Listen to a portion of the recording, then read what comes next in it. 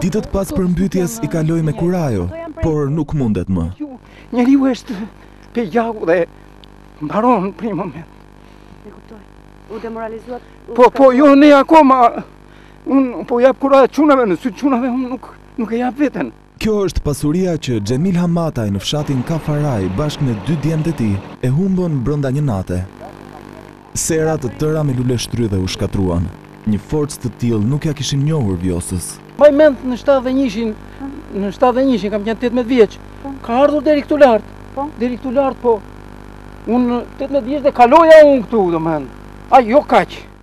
Rënim dhe shkatërim ka lënë Vjosa pas në Frakull, pikërisht aty ku prodhimi bujqësor konsiderohet më I begati dhe pikërisht me lule shtrydhen e famshme të saj.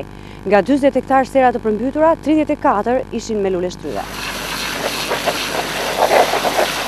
Tani po mundohen të shpëtojnë gjithçka që munden. Por nuk ka asnjë burim tjetër për të jetuar.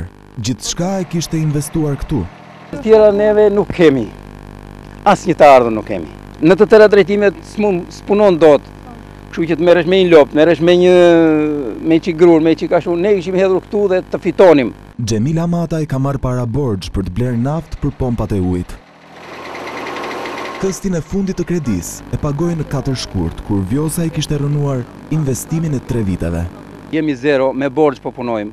Edhe ato pak lekë që kisha mbledhur, I dorëzova në datën 4 kestin e 5 të kredis. Tani sa po shpenzon në ditë? Për të pastruar po harxoj, për 8 orë po harxoj 15 litra naftë në ditët. 15 litra naftë me çmimin e tregut, se aty e marrim se s'kemi tjetër. Vlera e përllogaritur e serave të dëmtuara me lule shtrydhe në Frakull të Fierit është mbi 1 miliard lekë të vjetra. Kjo është e verifikuar sipas hektarëve, sipas dynymeve dhe sipas metrave që ata kanë. Kush ka 5 dynym, kush 1 hektar, kush 1 hektar e gjysmë dhe bëhen totalisht 34 hektar. Dhe di e flitesh për 40 për 50, në verifikimin që kemi bërë në vend janë 34 hektar. Vetëm me lule shtrydhe dhe sera.